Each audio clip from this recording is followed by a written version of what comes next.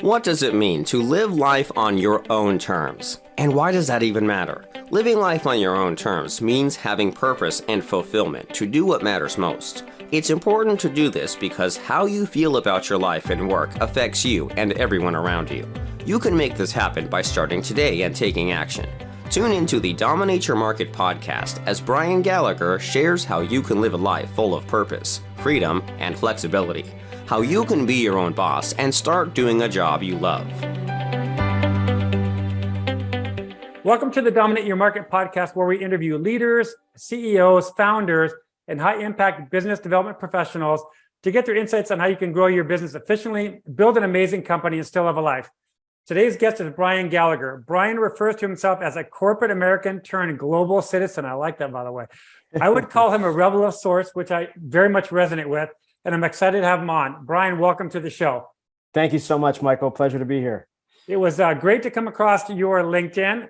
It definitely created a lot of intrigue with me because I've been remote, well, my whole life, right? I mean, I've worked for myself, so I've worked off my computer for 25 years. Wow. So, but never international. So when I saw where you're at, I thought, oh my God, wait a minute, what's this guy doing? He's international. And so I'm glad to have you on. But for our listeners that don't know you, give us a background of like where you came from, how you got to where you are now. Sure. So unlike you, I was not remote for 25 years. I worked in corporate America for 11 years. I did two jobs. One was at Johnson & Johnson for 2 years, and then I worked in investment banking for 9. And I started to just grow a little tired of kind of just, if I could say it in the shortest way possible, of being told what to do. I mean, that was probably the easiest way to think of it. And I wanted to be out on my own. I wanted to work for myself. A friend of mine approached me about running a fitness studio or opening a fitness studio that he had an idea for. And at the time, I was already starting to grow tired of my corporate job, growing tired of New York City. I was like, yeah, let's do this. So I planned to leave. We started working on it. I was going to quit and I got fired 10 days prior. So it was kind of perfect for me to get the studio set up and running. We ran that for a few years. Unfortunately, it didn't work. I really wanted that to be my thing, like to be my career thing. Unfortunately, it didn't work out that way. I basically retired after that. And by retired, I just mean I traveled around. I had no agenda other than to just one thing, just to work out in the most beautiful places I could find. And I started doing that, and I was sharing a bunch of content on Instagram, and people started asking me about my lifestyle, where I was going next, how I was just living this way. And that's when the light bulb went off. And I started to think like, man, I could help people do what I did, condense it into a lot shorter time frame than it took me to do it, 11 years. And when I started hinting at I was interested in doing this and helping people, I had a couple clients reach out to me right off the bat, or a couple of people reach out to me who then became clients, and I was off and running. And that was about, I'd say 14 months ago, probably last September. I think I had my first 2 clients. So I've been doing it for a little over a year. So very, very recent. Very recent. Yeah. That's, it's so interesting because I just got back from an amazing trip to Thailand, and it was my first big international trip at age 59. And it was incredible, right? And have you ever been to Thailand? I have not. It just opened my eyes up to a whole different world, right? You can imagine, right? And some of it not so good. Yep. But the reflection I was doing on that long flight home was intense. Very, awesome. Very intense. I was like, wait a minute. Because I typically 99% of my stuff is on Zoom. Yep. And I thought I can really be anywhere. Anywhere. And now I will say that the time zone difference in Thailand was brutal. Yeah. I did 2 client calls at 2:30 a.m. 2:30 a.m. Wow. And I was like, oh, I don't like this. Don't like this part about it. So that's time zones, and we'll talk about all this too. I want to kind of really hear about your stuff. But for me to have you on today, it's so timely because I literally just got back from Thailand, literally Amazing. 2 days ago. And it was such an eye opener. And I think a lot of people are going to leave the corporate world. It's happening already. We know it's massive. And so you are you're in the mix of a really cool time right now, right? Because I like to think so. Yeah. Well, I mean, even CEOs are now quitting their jobs, becoming consultants, advisors, They've built their networks up. So it's like instant cash for them. Like they can get out on their own and do it. But I want to find out from you, when people are considering leaving, what are some of the tips you would tell them to be prepared for before they make that plunge? I tend to break it down in terms of three things. So these are like the three biggest areas that I help people work through. It's money, it's having enough money and being financially prepared, depending on what your situation is, your responsibilities, any loans you will have, any kind of debt, and depending on where you are in life. I mean, if I'm dealing with a 26-year-old single person who doesn't have kids and doesn't have a house, easy. That's a lot different than who may also have a bunch of debt. That's a lot different from a 45-year-old executive who's got a bunch of money in the bank, but has a house and two kids and a spouse. So the first one is money, figuring out your individual situation. Okay. Second one is work, figuring out what they're going to do next and how they arrive at what that thing is going to be. And what I like to do is help them figure out what it is for them specifically that they will enjoy doing, that they have a skill in, or a skill that they can learn relatively quickly. And it's something that they're interested in. And maybe ideally they have an experience that kind of helps them tie to someone else in a stronger sort of bond. So maybe there is something like, I could use me for an example, they could help people move abroad. They could help people train for the first marathon. They could help people overcome an illness. So looking back through those things and really coming up with an individualized, customized business plan. Basically, the idea is to be able to help you get your first client when we're done a program. And helping people figure out what that thing is. I don't go through and just do, hey, I'm going to teach you how to drop ship, or I'm going to teach you how to trade crypto. Like none of that stuff.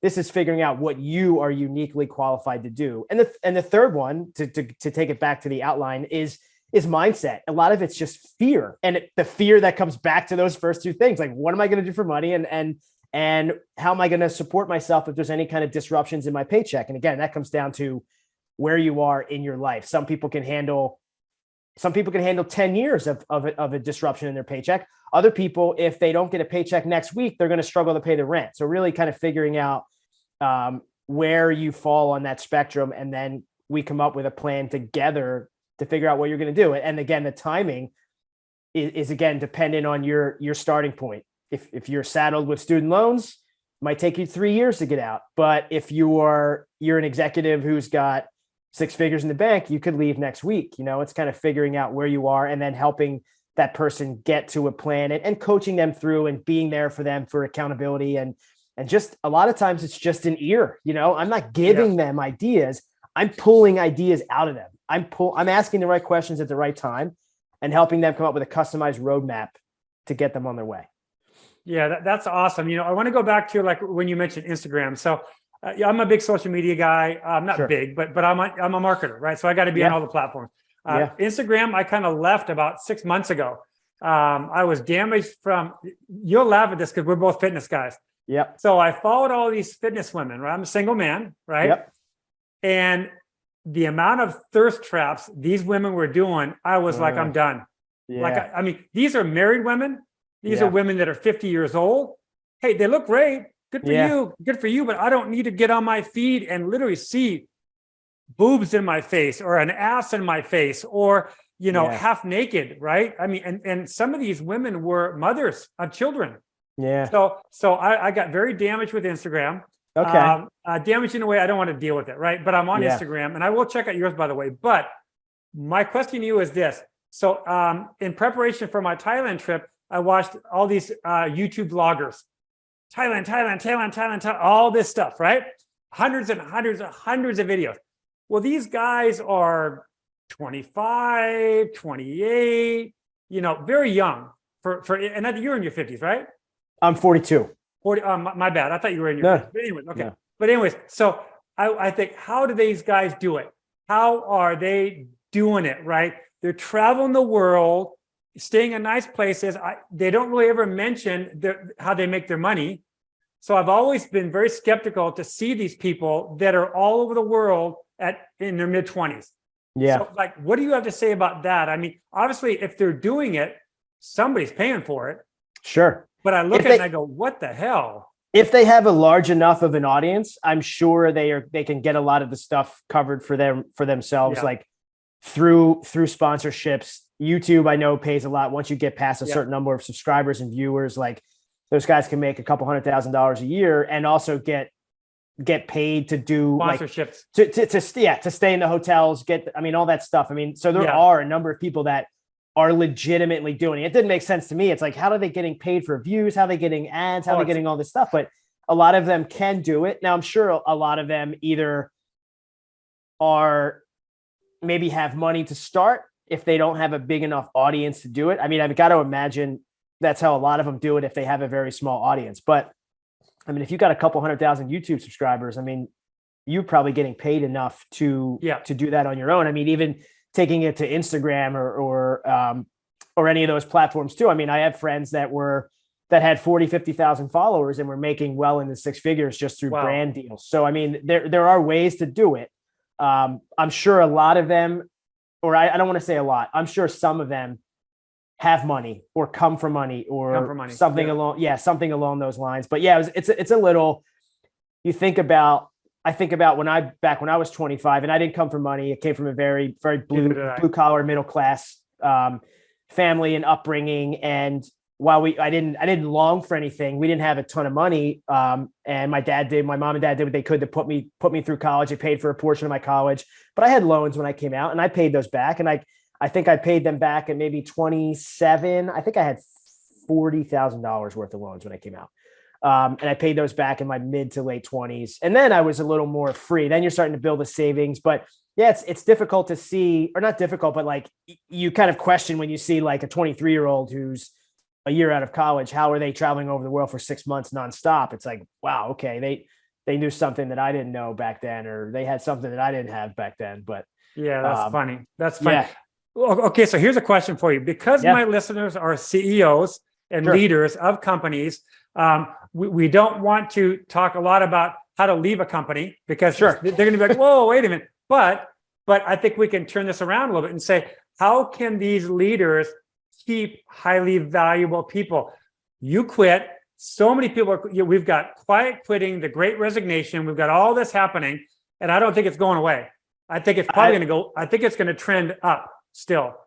I think in certain industries, you're right. I know the industry I was in. I don't see it happening so easily. I was in investment banking. It's a very demanding, very stressful, very fast paced. Everybody wants things yesterday kind of environment. Yep. I don't see that being one that's going to go remote. Now, my job prior to that, maybe, but there are a lot of meetings and there are a lot of in-person stuff and everything is going Zoom. And I know I've talked to people too, who are managers and CEOs, and a lot of them are not happy that they lose a good part of the kind of the teamwork element if everybody is remote.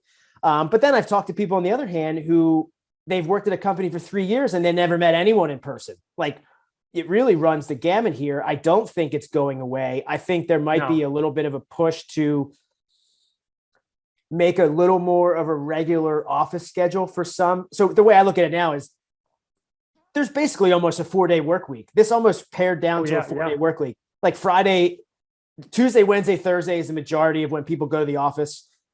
Monday is kind of like, I'm going to work from home. And Friday seems to be and this is just anecdotally, this is not through any sort of data or research.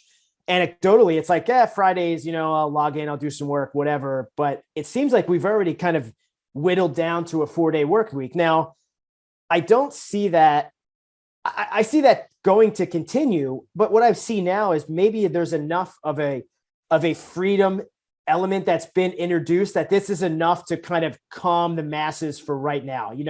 Going from 5 days in the office where you have to show up every day and feeling the drag of that and feeling like people will say prison, like they have to go somewhere every day. They have to wear certain clothes. They have to do certain things. They've gotten a huge bump of freedom in the past 2 years. Yep. Whether or not, the good and the bad that came out of COVID, part of it is like office workers got a ton of freedom. Now, I think that's enough to kind of calm their worries about a corporate job or working 30, 40 years in a job they don't like. I think that's enough to calm it for a bit. I think we'll probably see something else come up in the future where there'll be another push for another little bite of freedom. I don't know what that will be. Who knows? I mean, nobody could have guessed we'd be where we are right now. If you asked me this 3 years ago, it's like, I would have never, no one ever knew that this would happen. Yep. So who knows what will bring the next kind of like range of freedom or bite of freedom that people will get. But I think it's enough now to have people consistently fight for what they see other people getting pretty freely. Yep. There are a lot of companies who are saying, look, we're either going to have to go with this or we're going to lose a lot of people, because I can't see too many people now, again, outside of industries that I've mentioned that I think it might be kind of harder. I can't see many companies saying you have to be in the office 5 days a week and having all their employees say, sure. Okay. I mean, probably 50, 60, 70% of companies now are in some kind of hybrid situation where you can work from home. Now, if you're not going to offer work from home, people are going to go somewhere where they can work from home because it's a nice perk. I mean, it's a really nice perk. And even if you only get to do it for a couple of days a week and you have an hour commute, you have an hour drive, which is like completely wasted time. That's 4 hours a week to get back. And I always say to people who are in that and they're fighting for remote work, I'm like, keep fighting, because that 4 hours a week could be your workouts for the week. And that is for sure to give you a massive turnaround in mental and physical health. I mean, that's more than enough. So it's worth the fight to keep doing this. And I think if management is willing to bend and willing to kind of give into those demands a bit, then they will be able to retain talent. But if not, I mean, I know for me, I wouldn't stay. No way. Yeah. No way. Yeah. Or they're going to have to pay a lot more. Yeah, exactly. Well, yeah. And I think a lot of the leaders are realizing it. And I think also, there's a lot of buzzwords out there right now, even on LinkedIn, right? And I'm not a big buzzword guy, but work-life balance, right? So which is really, it's a big deal, right? And so I think now a lot of people are like, you know what, fuck it. Like the job isn't everything to me. Like it's not everything to me. And so that dovetails into like even what you do and what you're offering with people is that I think a lot of people are going to explore their options for sure. At all levels, by the way, C-suite all the way down. Yeah, for sure. Which I think I love that. I love hearing it. Now, I am a supporter of companies. That's who I work with, clients that have companies. But I think I've had many discussions with CEOs about their culture and this dictator culture. This you are going to show up. You're the micromanager, right? All of those things, and they have to go away. They literally have to go away because people are not going to stick around. So I do like the forcing of the situation in the workforce where the leaders have to bend or they're not going to have a company. So I do like that, but I want to come back to you now. So if people are considering leaving, what are some, outside of the three things you talked about, like what are some of the mistakes people make when they're like, fuck it, I'm out of here? What do you see people doing? And maybe they come to you after the fact and they're like, oh shit. What are you seeing out there where people are making some mistakes? A couple of things. I mean, I feel like if you are unhappy in a corporate job, the kind of stress related to that can make you act pretty rashly, right? So maybe they'll go get another job that the other job solves the problem temporarily. But if there's a deeper reason, now for me, I told you right off the bat, the deeper reason was I was just tired of being told what to do. So if I was sick of my job and I was like, screw it, I'm out of here, I'm going to go get another one. That same deep-seated reason that I don't want to be there is just going to resurface in 6, 12, 18 months. And I just jump from one frying pan into the other without really thinking about what I can do otherwise and why do I really want to leave.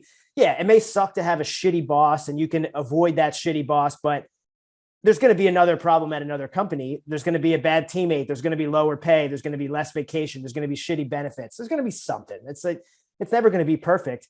But really stopping to figure out why you want to leave and then seeing if there's something you could create for yourself that alleviates that. I didn't want to be told what to do.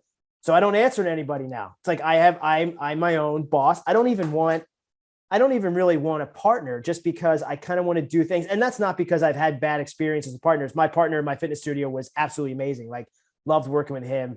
But I just like the idea of being able to run things the way I'd like and to kind of take time off when I want and work when I want. And like, I like that feeling. And I think if you neglect to really dig deep and figure out what that reason is, like maybe your reason is you want to do more impactful work.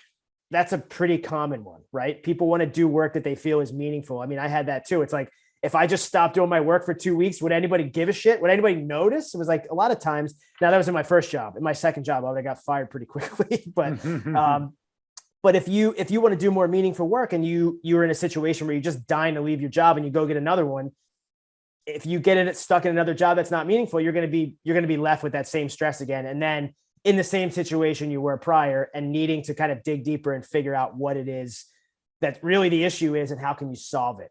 I think another issue is, which you don't see too often because this is the biggest fear for people. So they won't leave in a bad financial situation, but they may overestimate or underestimate how long it takes to kind of get something else up and running. I also see that I think one thing that I try to help people reframe, and I think people are definitely viewing this in a different light now, is you could be doing all this stuff. Like I've shared a couple posts about this, like, and I've just like listed 5 or 10 things. And it's like, these are all things you can do while you're at your current job. You can do market research. You can start sharing on social media. You can start talking to potential customers. You can do these while your company foots the bill. And as long as it's not affecting your job, which I mean, might be part of the reason I got let go, because I was probably putting too much effort into my future business when my bosses knew and kind of let me go. But if you were able to kind of get that legwork started, I think that massively cuts down the time it takes you to get from 0 to your first client, right? So if you can do all that stuff in the background, depending on your job and what the thing is that you want to pursue, like you can start that and do what I call parallel paths. Like you don't have to quit and then start from square one on something else, because it could take a lot of time. I mean, we worked on the fitness studio for probably a year, 8 to 12 months or something before we were able to like start to make a little bit of money from it. So I think preparing a little beforehand is probably a big one. I think financially is obvious. I mean, just making sure you don't have dependents that you need money for right away, and that no one needs to be told that. I think it's just kind of helping them figure out that you can do this too. There are ways to do it. You can find something that people will pay you to do that you are good at. And a lot of times I find out, I've had a few clients tell this to me, it's like, I almost wanted you to tell me that it was okay. Like that this was going to be okay. Yes. So a lot of times it's like, you just want somebody to kind of, I don't want to say validate, but like approve, like you're going to get a lot of people that are going to not approve, that are going to disapprove. Like you're leaving this job to go start something on your own. Like you're crazy. I'm like, well, am I? I mean, I'm going to do this for another 25 years and be unhappy. Like, is that really that crazy? I also think that there is, and there was for me initially, like there's this kind of thing that, I mean, it used to be, it might not be as present with the younger generation now. But like this kind of stigma or thought or kind of anchoring feeling that you had to stay in the field that you were in. I mean, I say this all the time on social media too. And if whoever follows me long enough, you'll see this come through in my stuff. It's like, your career is one giant experiment. It's like, find what it is you like. And the only way you find out what it is you like is by doing different things. I did accounting. I didn't like it. I did finance. I didn't hate it. I did a fitness studio. I loved it, but it wasn't financially viable at the time. So figuring out those things will help you get to where you want to go, because I couldn't have taken out any one of those things that I did and end up where I am now. Everything that I bring with me in experience with helping clients do this is all things I've learned from different steps along the way. I mean, everything. It's like, you can't take one puzzle piece out and expect everything else to be the same. It's like everything changes. So understanding and accepting that just because you studied something, just because you worked 10 years in something, does not mean you have to stay. It just doesn't mean you have to stay. Yeah. It's so interesting too, because I think a lot of people, so the last boss I had, I was 22. Okay. No joke. Yeah. I just been that guy, the guy that, alpha, don't want anybody to tell me what to do, want to do my own thing. It's my whole entire life. So for me, the life of an entrepreneur, which, I've seen all the images, right, that show all this crazy stuff, right? It's never like this. It's never. And so I think for a lot of people listening, my whole entire life, I've had people say, I don't know how you do what you do. Being on my own and up and down like that stuff. And I'm like, it's a way of life for me, right? Yeah. But for, I think, a lot of people that are considering leaving, they might want to dip their toes in a tiny little bit, because some people are not built for it. They truly are not, right? Because I've met people that said, I went out on my own and I just was motivated at this or that, all the different things. And they went crawling back to the corporate life. Yeah. Because it just wasn't a good fit for them, right? From a mindset standpoint, from a motivational standpoint, you have to be self-motivated to be on your own. Would you agree? Right? I agree. And I think a lot of that comes from just finding something that you want to do. So what I mean by that is, like, if let's just use a random example. If you're an accountant and you realize after 10 years that you don't like accounting, but you want to break off and you want to be a freelance bookkeeper, like, that's a horrible move. You're going to feel the same thing. Yep. Plus you're going to be making less money and you got to go find your own clients. That sucks. That's a terrible move. Terrible. So, like, figuring out what it is you want to do and then pursuing that and making sure it's something that you're interested in. I mean, I think that is key. I mean, I don't like to say, and I don't love the advice, like, follow your passion. It's incomplete at best. Yeah. It's incomplete at best, because, I mean, I have a passion for, I don't know, playing the drums or reading certain kind of books, but that's not going to make me any money. At least to start. It may take me years. So follow your passion is incomplete advice, but find something that you are interested in, that you have a curiosity in, like, that you want to go read about. And I always think vividly back to this one example I had when a guy that I was working with, when I was in investment banking, I covered engineering and construction companies. So companies that built bridges and buildings and all stuff.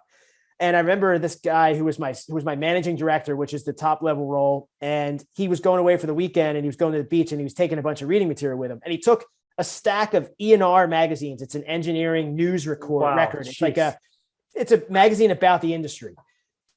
And I'm like, I looked at him and I looked at what he was reading and I'm like, I'm never going to compete with that guy. It's impossible, because I will never be able to sit down for longer than 2 minutes and read anything about any of these companies. He will beat me every time in a client pitch. So I have to go. I have to do something else. And if that curiosity is not there, you are kind of starting off on the wrong foot. So that's why, like, when I help people go through this, money is number one, to make sure they can survive for however long it takes them to get started. Second thing is find what it is you like to do. And we really dig into that and figure out what it is they're interested in, that they think they can make a living from, so, and I would recommend doing all this stuff before you leave. If you're financially, if you're financially able to do it with and leave, it's much better, obviously, because you are outside of the corporate box. It's very hard to think of opportunities outside of that corporate box when you're still in it. So if you can do it, I mean, it's much better. I was fortunate. I was able to just leave. I didn't have anything else lined up. I mean, I had the fitness studio lined up, but after that, to figure out where I arrived now, I didn't have anything lined up. I told you, I basically went into that retirement mode and found it. But if you are not in a position where you can just take a year off, maybe you have kids, maybe you have a spouse and you have a high mortgage, like, you can do this homework before to kind of figure out at least the direction, at least get the direction set. And then there are things you can do to start building upon that. And I think if you, I call it find your intersection, helping people find where their skills, their interests, and their experience all come together, because I believe somewhere around that point, you will find what it is that's your thing, that you will like to do, that you bring good experience to, and that you can connect with people with, and you are curious about, and you have this kind of desire to be better at it. I think that it's somewhere in that, near that intersection. Well, it's interesting because, Gary Vaynerchuk, and I'm sure you know of him, right? Gary V. Yeah, of course. Very bravado guy. I do like him a lot because he does have a lot of very good things to say. And he talks about people having a side hustle. He says, how many hours do you work? And whatever it is, 8, 10, whatever it is.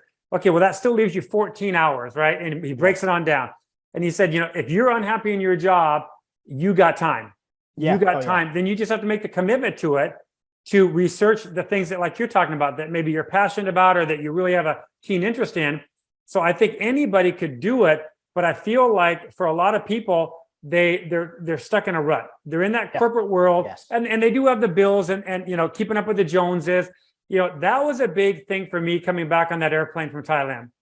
I have a nice house and I have a nice car, and I really thought about it, and I thought, what do I want out of my life moving forward? And I knew travel has just bumped right up the list, near the top, right away.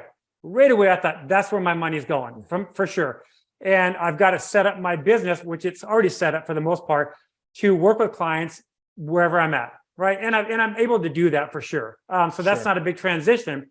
But I think for a lot of people, they're stuck in that grind. They've got a big nut to cover, commitments, children, whatever it may be. They've got to plot this out. This is going to be a 3 or 5 year plan or something. I don't think that they can prematurely go, I'm out of here, right? No, most can't. And I feel that's, but the other thing I will add to that is I can understand how back to the Gary V point where he's like, oh, you work 8 hours, you spend 10 hours kind of for your job, and then you have another 6 before you need to sleep, or another 8 before you need to sleep.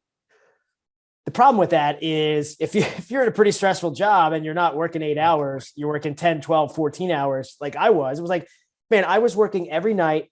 I was going in the office at 9. I was working till 11 PM every night for the first 2 or 3 years of my job. So when the hell am I going to go figure out what else I want to do? The weekends were pretty much guaranteed to work at least 10 hours every weekend. So it's like, where was I going to find the time to do this? And I can empathize with that, where it's like, well, yeah, I want to do that, but I'm kind of beat up when I get home from work. And now all I can do is sit and eat dinner and watch Netflix and go to bed and do it all over again. And I get that. So I do understand that. And it is difficult to do that. And again, I think it comes down to how much you can kind of keep your job within a set boundary or within set bands of your time. So the way I was doing it near the end of my career was like what I was calling the path of least resistance. I wasn't sticking my head up too high to get any projects. I wasn't doing poor work. I was doing just enough to stay, right? And I clearly didn't do a good enough job because I got let go anyway, but doing just enough to be able to stay there, to give yourself the time, and not only time, but it's the energy and the mental capacity. Because if you're at a job where you're getting your ass kicked all day for 12 hours, I mean, the last thing you want to do is come home and do market research on something. It's like, no way. It's tough. It's really tough. But what I would say about kind of the people that I do work with, and my whole intention when I was starting to do this was, these are things that I wish I knew when I was 25, when I was entering into that corporate world. Because if I had gone in with a plan like this, I would have saved a lot more money. And I saved a good amount of money. I didn't spend stupidly. I didn't buy a home. I didn't buy a car. I still don't have a home, and I still don't have a car, because I'm like you. Yeah. I want the cash because I want to go wherever the hell I want, whenever I want. So I will kind of maintain that kind of status or position financially until it's like the absolute time that I have to maybe buy a house. So doing that has kind of helped me. But I feel like, if you're coming home and you're getting your ass kicked, like it's really difficult to kind of figure out what else you want to do. So I get it. I get that, but I do understand what Gary V is saying, but sometimes it's a little unrealistic, I feel, for certain people. And, and again, sorry. What I meant to kind of, I tailed off a bit there, but I would have had a more structured, concrete, tighter plan. And that's what I want to give to people. Like, hey, I want to catch you when you're 25, because if you are doing a job that you only chose for money, which is what I did, and which is what a lot of people do, you will tire of it. I don't care. You will. I don't know when it will be. It may be when you're 26. It may be when you're 36. It may be when you're 40, but you will tire of it. Yep. And then you have two options, right? It's either I'm prepared to go do something else so I can leave this job that's not ideal for me, or I don't have enough saved. I don't have a plan. The discomfort is not enough for me to go out and try something else. Meaning the discomfort of staying in your job is lesser than the discomfort of trying to do something new and having a payroll disruption. Yep. That's kind of the way I view it. So like, if I could get people when they're 25, 26 to have these things in mind, so they are ready when that point comes, that's my ideal. That's what I would love to be able to do. So your sweet spot is that kind of the mid 20s, late 20s. I think so. And that's what I set out. That's interesting. That's what I set out to help. But what I found is I found a couple things, like they're not quite at the point where a lot of them are not quite at the point where they're like they're uncomfortable enough in their jobs to make a move. Like they're still okay. So, and what I've found more frequently is the older groups. So that's what I would have thought. A lot of people who come to me are in the youngest for the majority. Now, this is a majority. I've had a couple of clients that were in their 20s, but majority are in their 30s and 40s. So the youngest age, if we start looking at that bell curve, is probably in the mid to late 30s, where they really like, okay, I need to get out of here now. But I wish to help people at least be prepared. Yeah. At 26, 27, 28, when 35 comes, they've already been doing this. That would be ideal for me. But I realize that the need doesn't arise until the need arises, right? If you're not comfortable, if you're not uncomfortable, you're not going to pay for a coach to kind of get you ready in case you are uncomfortable. That's the way I look at it. Yeah. And I want to circle back around on one thing, and then we're winding down. But when you talked about in your job, like you were just did enough, right? Like you didn't stick your head above to get new projects. That's quiet quitting. That is literally the term, quiet quitting, right? And I think probably if they were to research and interview all the people out there, which would be tens of hundreds of millions of people, probably the majority, which is more than 50%, are quiet quitting, right? I mean, they're just getting that paycheck. They're just doing it enough to not lose the job. So I think a lot of the CEOs that are listening to the podcast even need to understand they got to be realistic. And I think part of that would be setting up a new culture. And I don't want to get into culture right now, and there's lots of people that do that anyways. But I think it's a situation where be open enough to have a very brutal, transparent conversation with every one of your employees of like, where are you at? Where's your mind at? Please, be with no fear. Now, I think that might be impossible in some situations. Yes, because I think difficult. I think any employee would be like, yeah, no. Right. I'm not gonna shoot myself in the face. It's like, right. Yeah. Because you're going to hand me the slip before I get out the door. Of course. Yeah. Of course. So no, I would never do that. But it made me think of when you said that is quiet quitting. So I think the CEOs that are listening, it's challenging for them right now, right? I mean, it's very, very difficult to keep a company running, to get it growing, to keep it growing when you've got all these distractions out there with remote work, hybrid work, online jobs, all that stuff. But with that being said, how can people find out about you? Because I do think what you're doing, I think you are, and I'm a marketer, I think you're primed in a situation right now, dude. Just because I think so many people are looking at their options, right? Yeah. So I think so how too. Can how can people find out about you? Websites, whatever you got, let us know. Sure. My website is simplemanguide.com. So guide, GUID. That was a moniker that came throughout my fitness days, but I liked it because it really captured my lifestyle at the time when I started to kind of go with this direction. Okay. Instagram, Simple Man Guide, Twitter, Simple Man Guide, LinkedIn. I mean, my full name is Brian Gallagher. And that's how you can find me. You can email me and find me through my website. Yeah. I love it. Brian, thank you so much, man. This was interesting because, like I said, selfishly, I wanted you on. Yeah. Because I was like, wait a minute, where's this guy at? What's he doing? And then we've had a couple of calls, and we'll stay in touch, my friend, for sure. I mean, I'd love to come visit you sometime at some point. Oh, dude, I would love that. That. Yeah. Well, I mean, I definitely know I'm headed that way. I'm headed the way of like, probably Arizona will be an anchor for me 6 months of the year, because I've got kids and I got a new grandchild, so that's kind of cool. Perfect. Congratulations. Thank you. But I think the other 6 months, wide open. Wide open. I'm so happy I've met you. Thank you for being on the podcast. I appreciate it. You've just listened to the Dominate Your Market podcast with CEO, business consultant, and author Michael Peterson.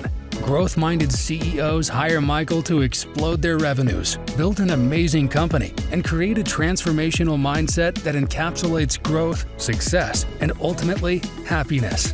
His book, Dominate Your Market, is creating quite a stir in the marketplace. Go to dominateyourmarketbook.com and get your first chapter free.